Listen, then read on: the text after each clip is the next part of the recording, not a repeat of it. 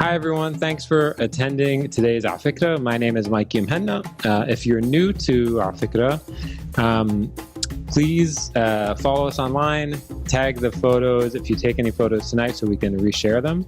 Afikra, if you're new to this organization, is an organization dedicated to cultivating curiosity around the history and culture of the Arab world and creating a global community of folks who are interested in doing that together.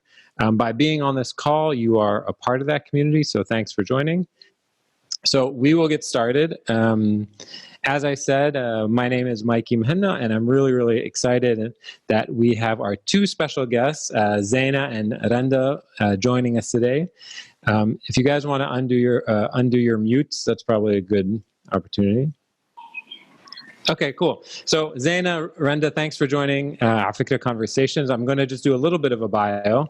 Randa Jarrar is an author and many other things. Her first book, A Map of Home, was published in 7 languages and won a Hopper Award and an Arab American Book Award. Her second book, Him, Me, and Muhammad Ali, won an American Book Award, a PEN Oakland Award, and a Story Prize Spotlight Award, and was named a key collection for the fall 2006 by Library Journal, and one of Electric Literature's 25 best collections of the year.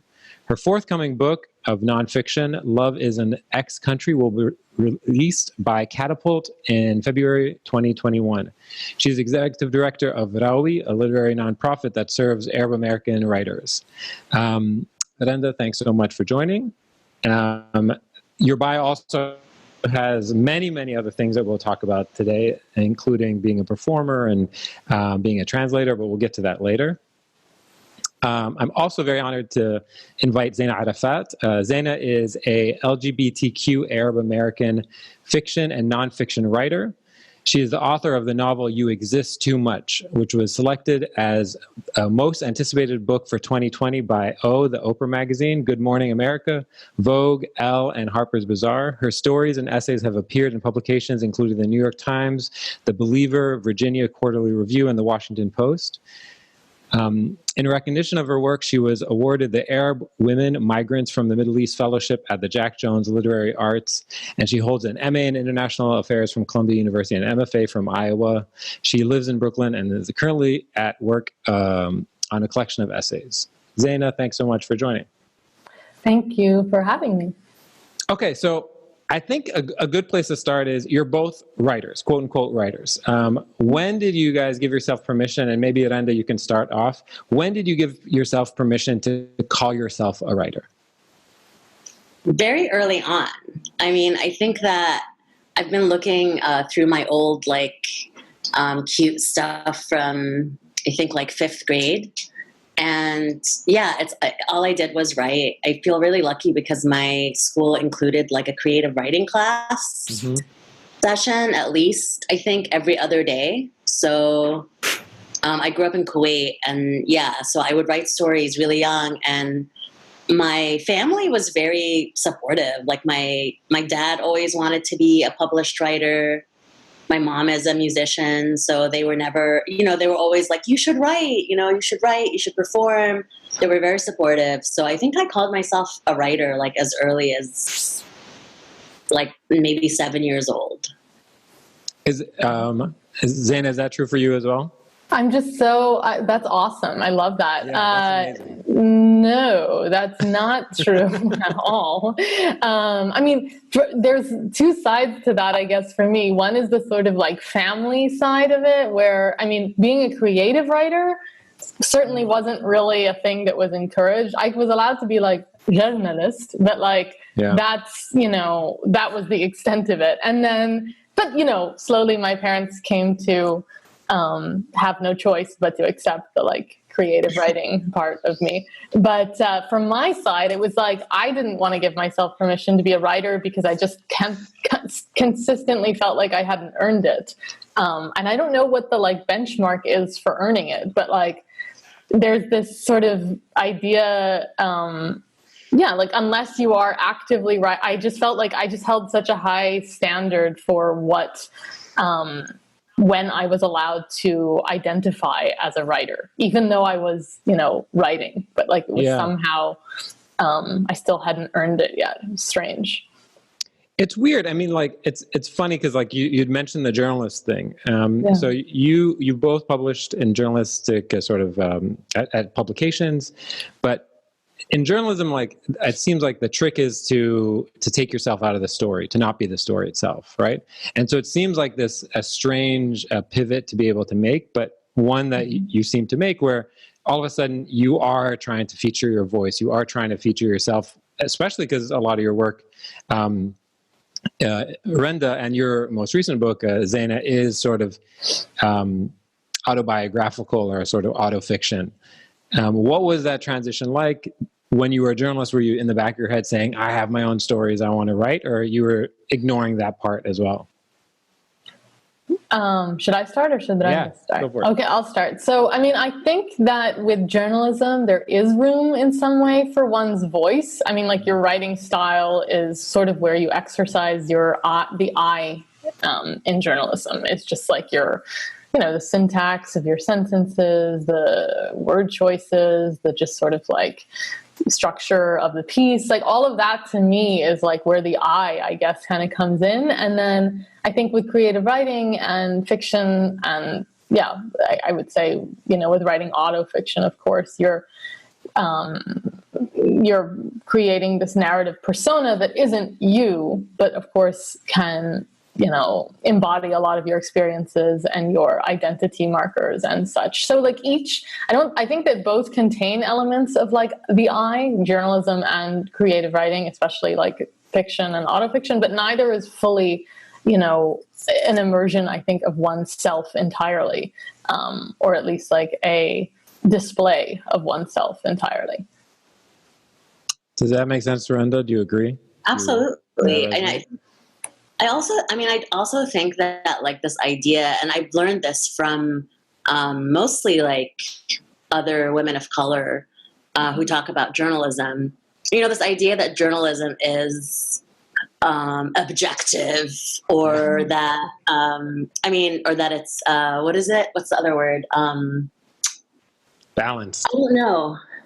But the idea that that's actually fake, that's all just like Western ideas and like white supremacy thinking that like, oh yeah, no, there's an actual story here, when we actually live in a world where media is owned by people, like I lived in a town where the media was owned by these like super evil white supremacists, like farmers and their friends who their entire life is built around oppressing migrants, farm workers, and reaping the benefits and owning the land and keeping others from, being free. So like the news in general, like I hate Trump, but I mean, it is in a lot of ways fake.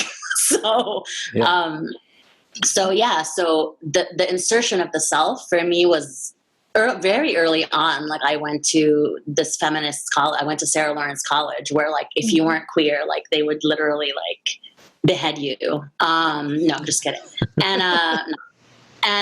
So at this college, like I studied with mostly like these militant, awesome, badass women and queer non-binary professors who were like, listen, like you can be in your story because you're kind of like this prism, right? Where the stories come in and filter through you, and that's okay. So for me, I've never like really thought of myself as someone who would be able to write objectively.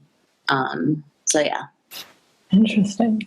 Yeah, that makes sense. I mean, I think that's actually like really empowering, and it seems like it would be empowering is not the right word. It would sort of be a relief to come to that conclusion, because all of a sudden you're no longer sort of obliged and burdened with this idea of removing yourself.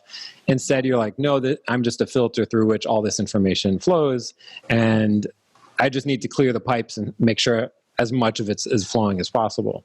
I'm curious, Randa, you wrote your first book very, very young. Like excruciatingly young. When you, I think I was 25 when I finished my first draft, and then I think I was 27 when I finally like sold it. Did you start writing when you were 20 though? I started writing it, when I was around, I would say like more like 21 maybe. 22. Okay, so I guess my question is, when you go back and read that stuff, if you ever do, does that voice, like, do you recognize that person? Does that voice still feel like you? Is that person still there?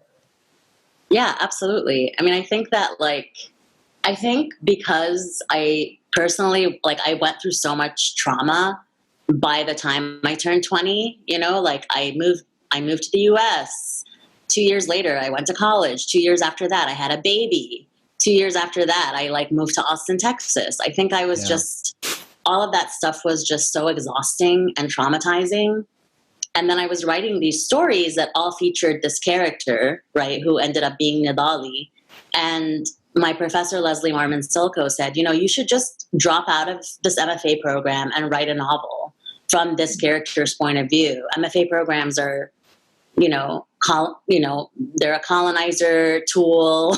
Just get out and like write from this particular character. This is a novel and it's okay. And I think once she said that, I was like, okay, like, let me do this. So I think it takes having that support. And I think chronological age is not, I just don't believe in it. You know, you see like so many amazing people just writing their first book when they're 50. And you see so many amazing people like producing entire TV shows by the time they're 28, right? So like, I just think like we are who we are through the years, and that is the cliche I'd like to end on. Yeah. I mean, I always find it interesting to think, because it seems a lot that a lot of your work, and this applies to both of you, is like quote unquote like coming of age, right? There's like this journey happening through, and during that journey, people are sort of going through the process of self-discovery. And so I'm always curious when I speak to authors if they themselves still recognize the journey and like sort of remember every single step of the way in their characters and in themselves at the time. Like, Zaina, when you think about your book and sort of this like nameless narrator, do you remember, like, do you relate to this person increasingly as the book has sort of reached more audiences and people say how they've reacted to the narrator? Or are you like, wait a second, I think you guys are misunderstanding this person? Like, well, it's really interesting. So I think that I simultaneously don't relate to that person. I mean, in certain ways I do. But in other ways, you know, I think she acts in ways that I found really frustrating and destructive and painful to watch. And at the same time, I just like couldn't control her and change her behavior, because that wouldn't have been like authentic to her. And she did have agency, like she just grew into a person.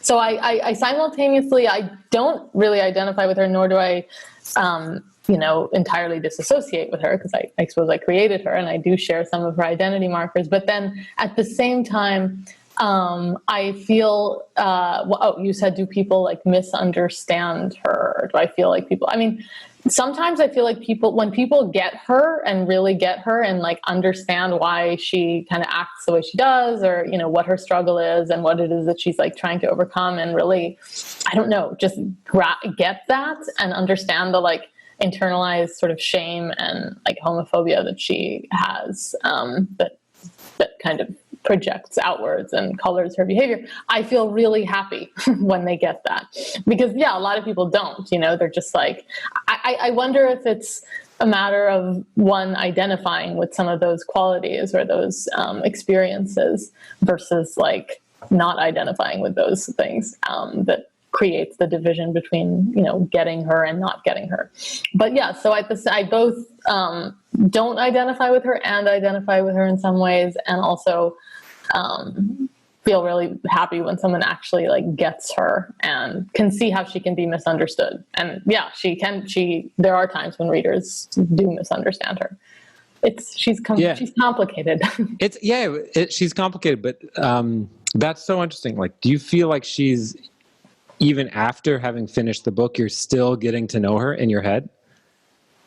I think so. Seriously, Like you're like, yeah. oh wait, actually, now that I think about it, this is why that was a logical conclusion why she did this. Yeah. Oh my God. Absolutely. Which I wonder if that does speak to some connection I have with her. I mean, of course I have a connection with her. I created her, but at the same time, like some connection that, you know, speaks to elements of myself. But certainly, yeah, I do feel like I get her more and more actually, as I progress in life and relationships and love. Like, yeah, it's weird to like, I feel, I kind of sometimes want to like have coffee with her and be like, dude, what the fuck? Yeah. So sequel. Anyway. Sorry. Yeah, imagine. Hell no. Randa, you know, so I think that something's really interesting. So you do stand up, and stand up. Sorry. There's a pandemic, so not really anymore. Okay. Well, so you've done stand up. Yeah. Right? And stand up is famously a semi-autobiographical medium, where a lot of the sort of the content is taken from one's life, but not directly one's life, right? Inspired by one's life, but not directly one's life. And it's an opportunity for somebody to sort of like conceal themselves and reveal themselves simultaneously. Absolutely. Right? Like you're on stage, you're hiding behind a tiny little microphone, but you're trying really, really best to sort of conceal your biggest fears. And you live out loud, right? You live very much out loud, but it does seem like you are trying to conceal certain things. Like your work does that make sense? Am I misreading it? Like, it seems like you are protecting yourself in some ways. Yeah. I think so. I mean, I think with stand up, I actually think that, for me, I really love being in front of an audience. And I also really love, that like the way that I grew up, I saw so many amazing women on stage. Like I went to see, Raya Waskina, like in Alexandria. So I got to see Shadia on stage and, Zaghlul and all these amazing women. Right. I got to see Dalida on stage also in Alexandria. So I got to see all these incredible, Arab women or women with roots in North Africa, and being, I think, exposed to that really early gave me my own sense of what performance could be, which is definitely an exaggeration. Right? So sort of like protecting the self by exaggerating even more, supposed flaws and divinities and just whatever, everything that I've been, given on this planet in terms of what I look like on the outside, because stand-up is, it seems to me, a very masculine, or has been a very masculine endeavor in the United States, especially, even in Britain, just like in general, right, in the West. And so, yeah, I think one of the reasons I wanted to do it was because the first time I did it, nobody listened. It was just a bunch of dudes talking in this open mic. And nobody was listening. They were just like, oh, it's a woman. Who gives a fuck, right? And I was like, wait a minute. So I just started yelling at them. And then that didn't work. Because then I was just like the bitchy, shrewd, fat girl on stage being like, listen to me, motherfucker. But then I was like, oh, wait, like maybe this is a persona also. So just kind of contending with all of those moving parts is so challenging, and I love being challenged in general as a writer and performer. Because stand-up is really, it's about writing and performing. It's not just one or the other. So, yeah. Yeah, that makes sense. When I read that you did stand-up, and then, in the time that we spoke and sort of reading your stuff, I was like, oh, this makes this makes so much sense that she would want to do stand-up. Okay, there's a question for both of you, and I want to sort of ask you to ask each other, essentially.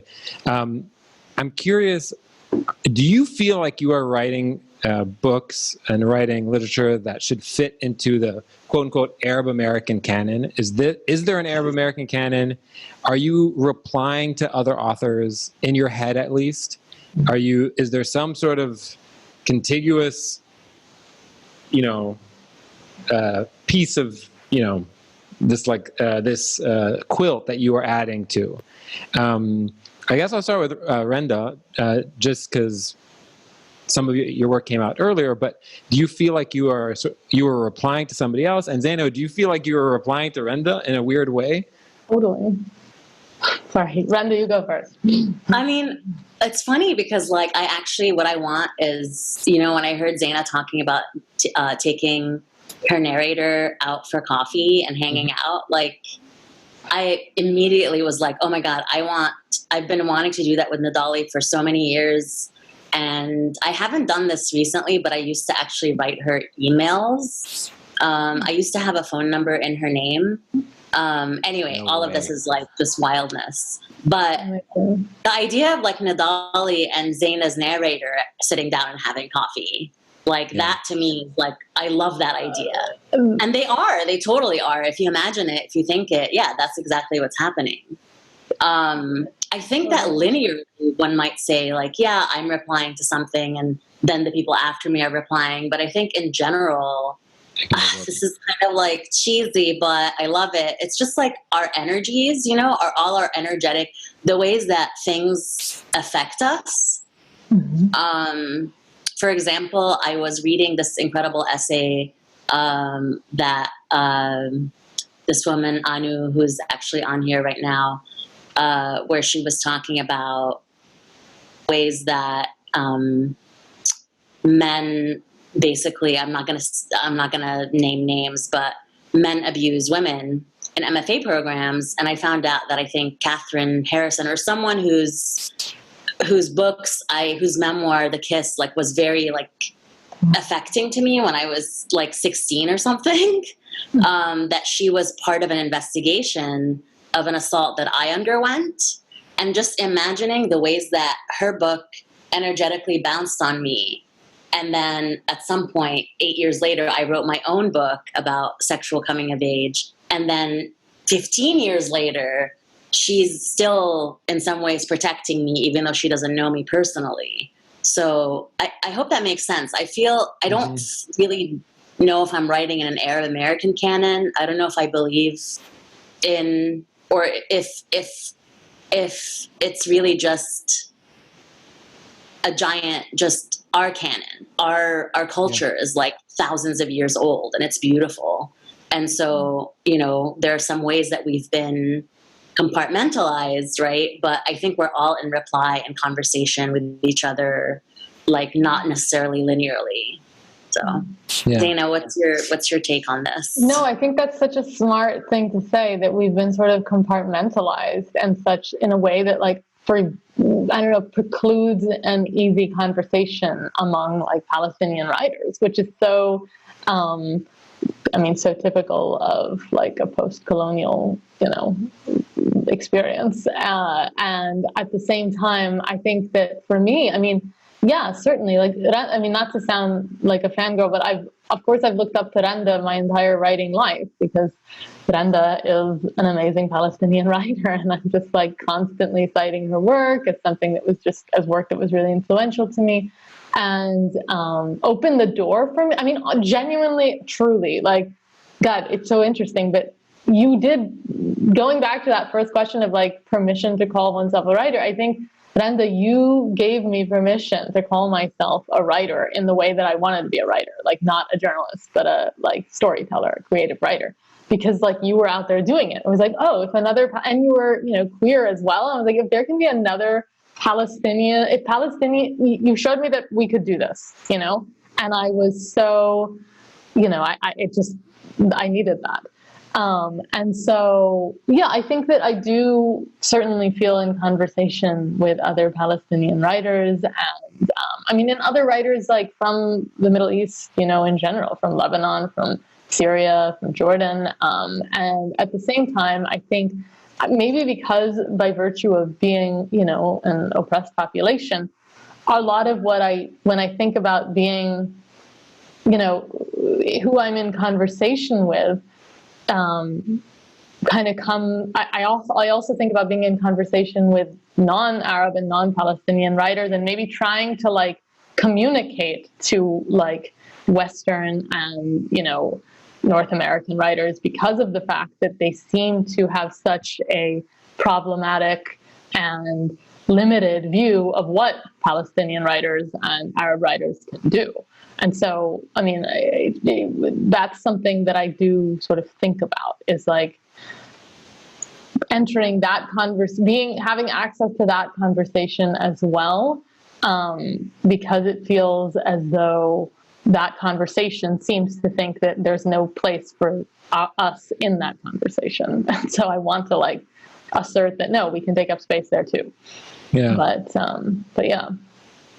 It's amazing because there's also sort of, there's also something related to sort of the conversation around sexuality and around kink and around sort of living out loud and allowing, you know, members of the LGBTQ community in the Arab world to also read these books, and not only read these books, but also write these books and, you know, put in their contribution in this sort of like our canon as well. I'm curious, do you feel like you're getting, because afikra is this global community as well, and most of the people in the community are also in the Arab world, do you feel like you're getting as much traction in North America as you are in the Arab world as well, or in Europe, or across Africa, across the Arabic-speaking world? Do you feel like you have this global conversation that you're a part of as well? I've had a couple of publishers, you know, and by publishers, I mean, like, I think like 4 awesome queers in Cairo being like, we want to put together a press. We want to translate your book. I'm like, fuck yeah, you guys do that. Let me know when it's done. Yeah. Because as a translator, I just know that it's such thankless work. And yeah, I would love for a couple of my short stories definitely have been translated. I think Himmi Muhammad Ali probably has more of a chance of being translated because of several reasons, but mostly the slang and some of the other stuff in A Map of Home. But I don't know. I don't even know what the question is right now, but I guess the question is, it's not even necessarily only about translation. I'm curious if you have you have felt this like budding readership across the Arab world, who are engaging with the themes in the books related to being an outcast, related to sort of coming of age, related to some of the sexuality that's described in the book, feeling queer and what that means, and, you know, have you felt this sort of in this part of the world too? I would imagine the answer is yes. I'm curious what the response has been. I mean, yeah, I definitely, which has been super heartening and I guess motivating as well, is to see the sort of, I started to feel it even before my novel came out, because I had the opportunity to do a creative writing tour in Egypt and in Eritrea. And and had to give some readings, and I was just so the audience response and just hearing kind of other queer Arabs come forward, or even other in between Arabs, or other first generation people that had I was in Egypt and Eritrea, and so people that had lived at some point outside of their home country and then kind of returned and felt that in-between status. So all the sort of ways that people seem to identify with the writing and with the story and with the character was really, and just the way they responded to it was really exciting in a way. And then I'm starting to feel that in Europe too, just because my book is coming out in the UK in a few months, and there's already, knock on wood, there's some good response. But I'd always wondered if, I did always in my mind, certainly hope that my book would or just thought of it more as of having a global audience than an American one necessarily. I just thought that might happen because also they're just stylistically, even with the book, I thought maybe the style or the structure might even have more resonance outside the US. But yeah, anyway, or just globally, I should say. Nothing against US readers.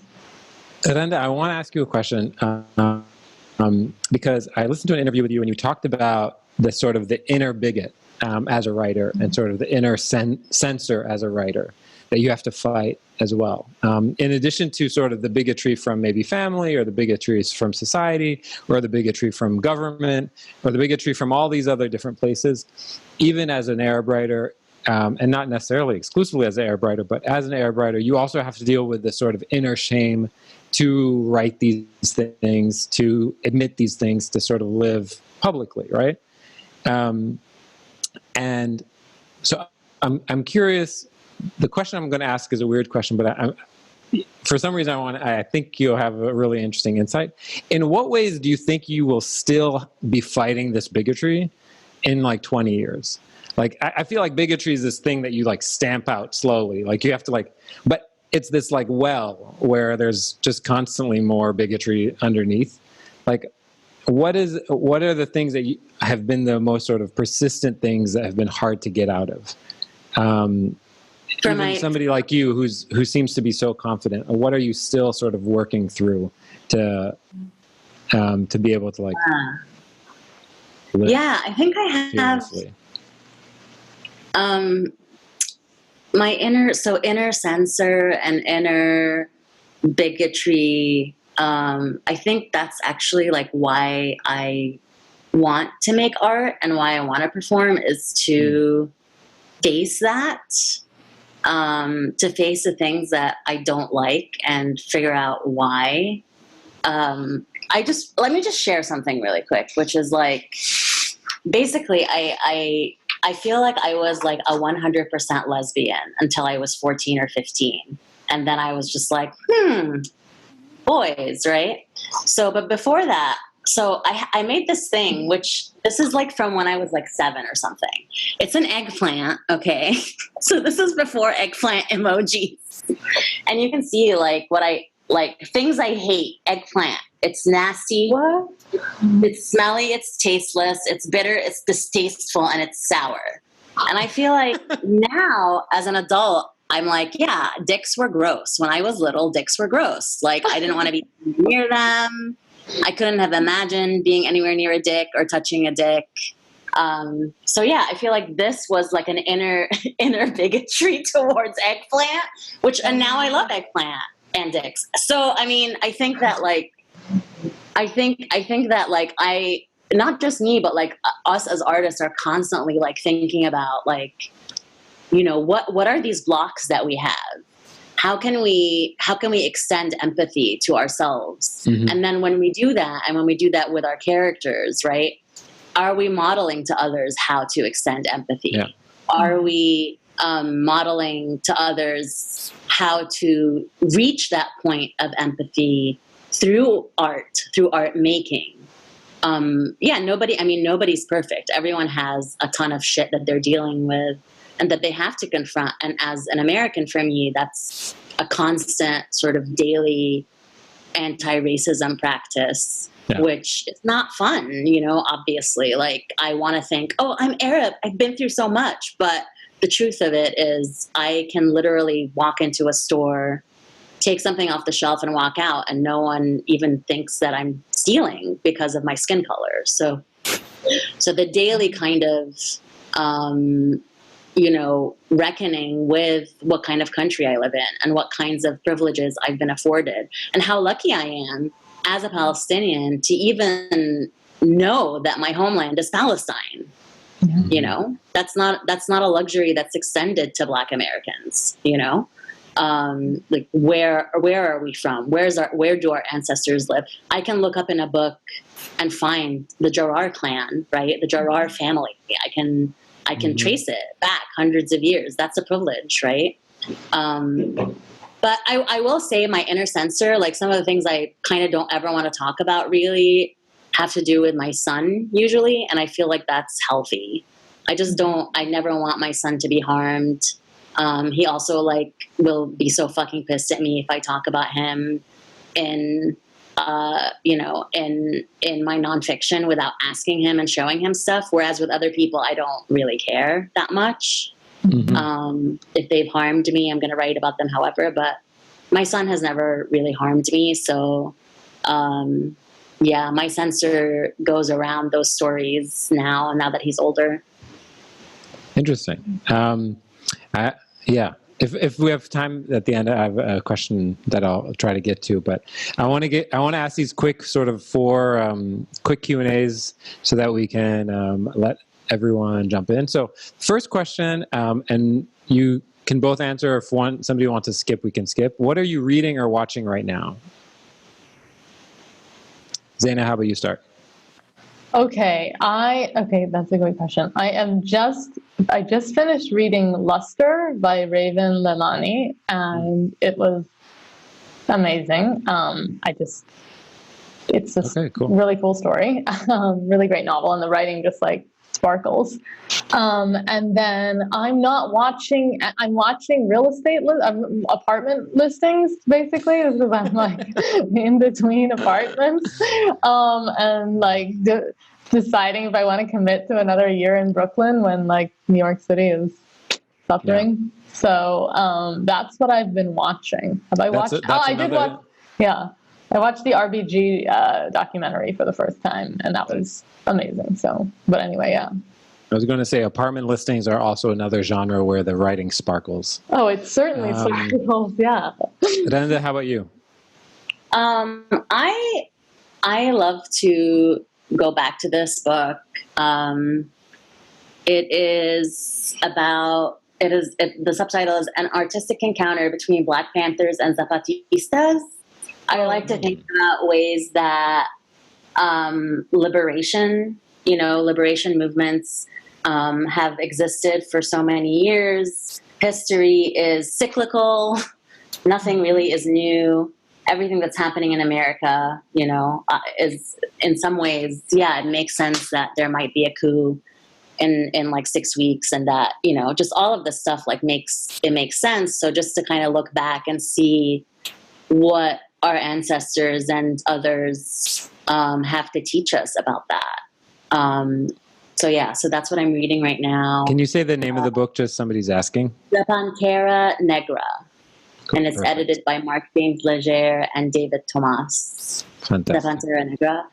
And I just finished watching Ratched, which was so good. It's about a Nurse Ratched, and spoiler, she's super gay. And like being around those characters every night has been so nice. Just seeing an anti-hero and an anti-hero played by a gay woman, Sarah Paulson. Yeah. Cynthia Nixon is also in it. Just, it's on Netflix and it's amazing. Everyone should watch it. Amazing. Okay. We'll start with Randa. Who would you love to shadow for a day, past or present? I'm going to try to get you to do 1 minute just so we can get to the other questions. I will just quickly answer if it's past or present. Damn, that's really hard, but maybe I want to say Eve, the original Eve. So whoever that amazing woman was, that is the mother of us all. Yeah. Cool. Or Trump, because then I would, Very different characters. Yeah, put things in his coffee, white oleander. Yeah. Anyway. That's funny. Zaina, how about you? I want to shadow Alexandria Ocasio-Cortez is what I want. Oh. That's who I want to shadow. I want to see how the hell she has that energy day in and day out. I want to watch her get pissed off and tweet something really articulate and eloquent. I want to watch her just like out there. I want to like feel her energy radiating while she's like out there on the House floor. And I just like, I love her. So I want to like work for her campaign and get her like elected to be president. I like want to just live in her pocket. So, Zaina, what do people most misunderstand about your work, or your line of work, I guess? What do they most misunderstand about your work? Oh God, that's like a tough ass question. I think it depends on who I'm talking to. If I'm like talking to like the friends of parents or something, they misunderstand my lack of interest in writing their memoir or something like that. You know what I mean? They're like, wallah, like, and they want to like sit down and like, so that is a misunderstanding. I moved to Kuwait in 1964. Exactly. Like, oh my God, I'm not interested. I would say that that's a misunderstanding. And maybe, you know, another misunderstanding is that that I'm not seeking to represent all like Arabs or all queer people or all women or all like, it's just like one queer person, one queer woman, like one, you know, Palestinian American woman. Like it's not seeking for an entire category. And I think it's interesting how people, I mean, I guess that's the sort of tension of like representation. It's like, it sort of betrays when people hold, I think it can be really problematic to look to everything as being like, obviously as being representative of an entire, you know, category. Yeah. So.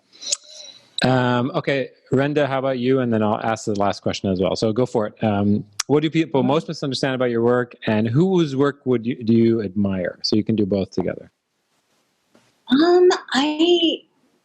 I think, I mean, there's definitely a category of human who misunderstands my work and is committed to misunderstanding my work. And so to me, it's not that I just can't deal. Like they can just continue to do that. And, maybe one day they'll decide to read actual books and figure things out. Whose work I admire, I love Etel Adnan. I think Etel Adnan deserves a Nobel Prize. What a badass. What an amazing person. So, yeah. Yeah. Amen. Zaina, what about you? I already said Randa Jarrar. Oh, there you go. No, but I did say that I was inspired by Randa, which is true, and I obviously admire her work. I can think of a lot of other people. Well, honestly, Zadie, the last person I read and was inspired by was Zadie Smith, and I do admire her unbelievable like prolificness and just like thoughtfulness. So I'm going to go with that. Perfect. Okay, so let's start with Fatima. If you want to unmute yourself, and then I think Camelia is next. Hello. Hi. Hi.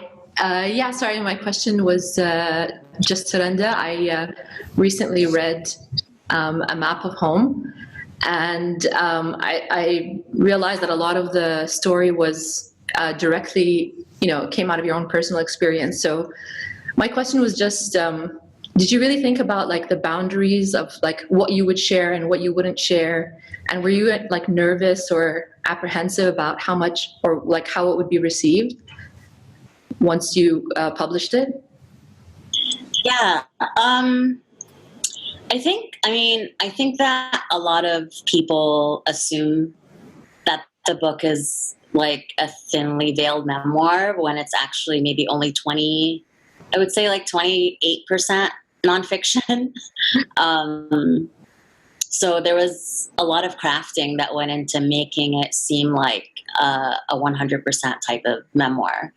But the boundary, I think, for me, I didn't include my sister. I didn't create a sister character.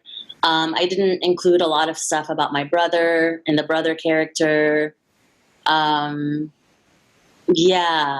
So for me, the boundary was just, it was important to write about abuse, the way that I had experienced it and the way that others around me seemed to be experiencing it without any shame, because it was important to place the shame with the abuser.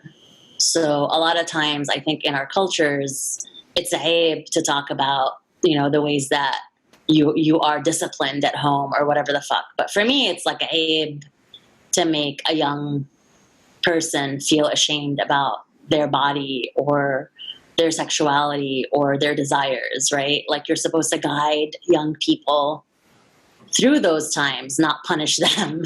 So, not really. My boundaries are usually, like I said before, like about certain people in my personal life and my son and my siblings.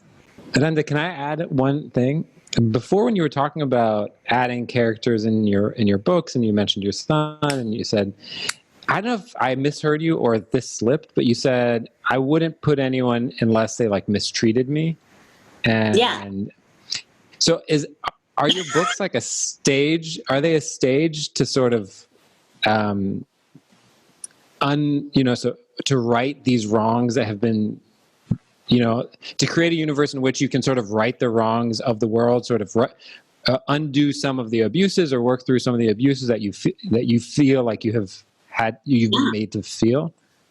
Yeah, absolutely. I think there's definitely a bit of fantasy engaged there. Yeah. But there's also a reckoning, right? Like, that's kind of the job of the writer, is to, not only like find joy and be empowered, and empower others, right? To find the truth and divinity in themselves, but to also call out or call in certain people in families and communities, and in empire in general, right, who have created the conditions that are unlivable and unsustainable for most of us. So a lot of the times, a father character in my book is really just supposed to stand for patriarchal practices, and the ways that Western imperialism has dictated, the ways that we're supposed to be human or of use on this planet. So yeah, I do think that's a huge part of why I write. It's so funny. It's like, it's almost as if there's like, it's this like Care Bear, where you're like blasting love at these, Exactly these aggressors. You're blasting love and understanding and care at these abusers out of your heart. Just like, take that. Yeah. The Care Bear stare. Exactly. It's a Care Bear stare. Okay, we have another question from Camellia. As someone who is bilingual myself, I find myself thinking in different languages depending on the topic and depending on the circumstances. So I was curious how mine works in that sense. And when it comes to your writing, do you find that certain ideas come up in one language or the other, that different ideas formulate themselves better in one language? And if you find yourself, more at ease in expressing yourself in one language, and if that sort of dictates how you choose to express your thoughts as an artist in terms of what language you choose to write in.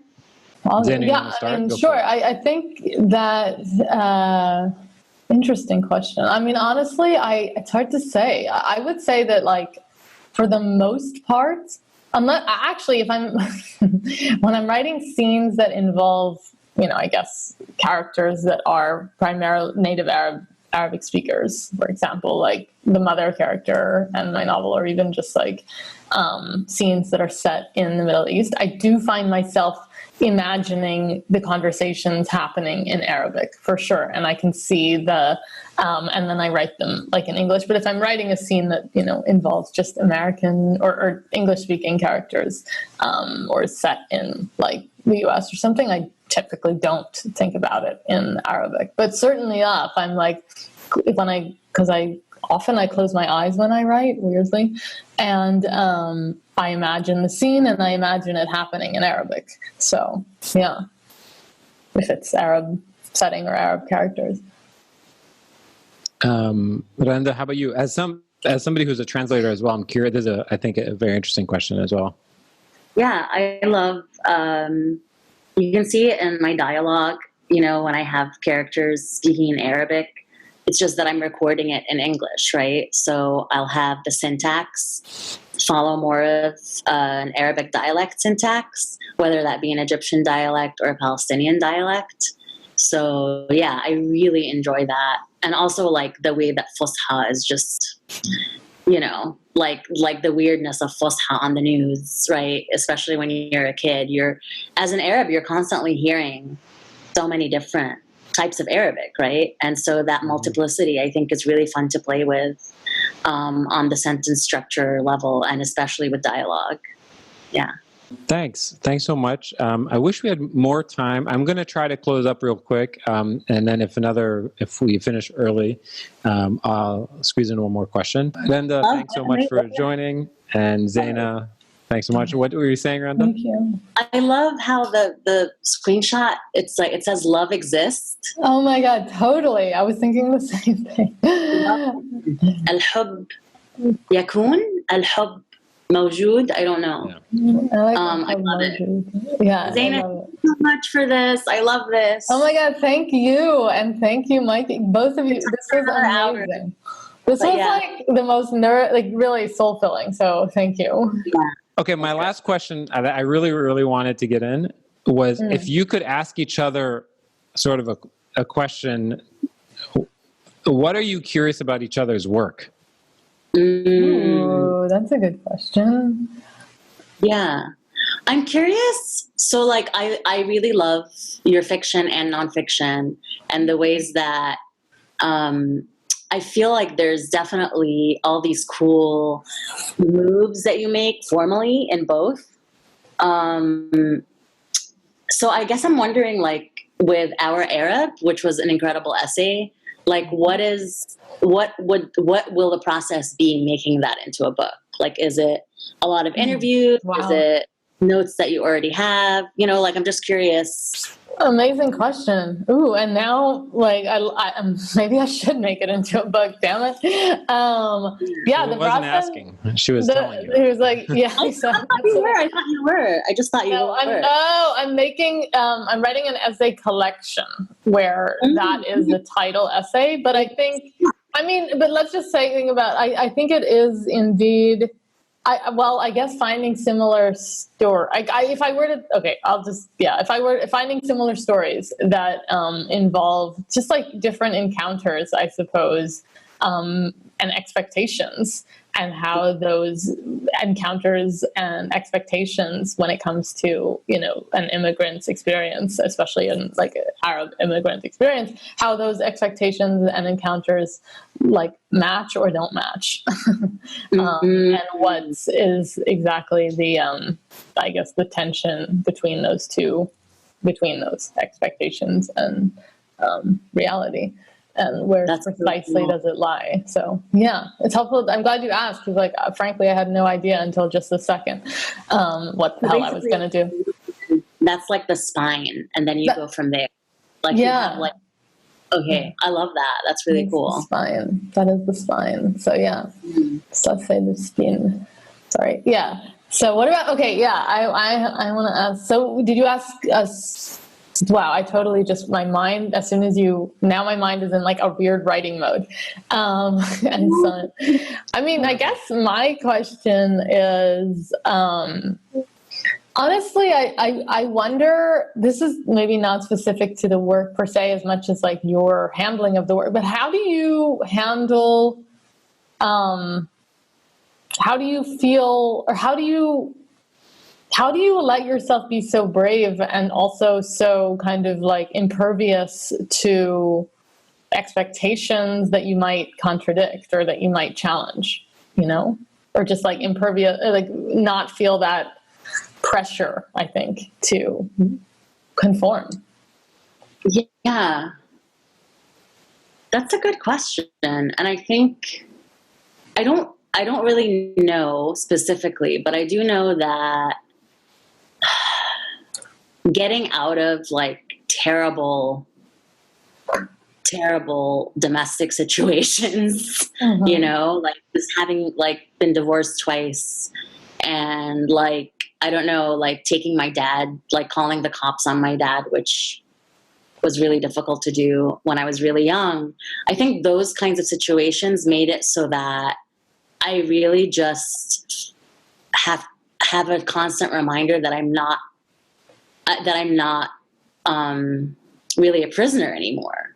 Mhm. And because of that, and because of the tenderness I feel for myself as someone who was younger and didn't have the kind of life that I have now, I think it's just my way of honoring her and honoring my mother and other women who came before, right? And just knowing that there are consequences sometimes to living out loud, mostly in the form of WhatsApp messages from my dad saying, "May I appeal to you to stop nudity?"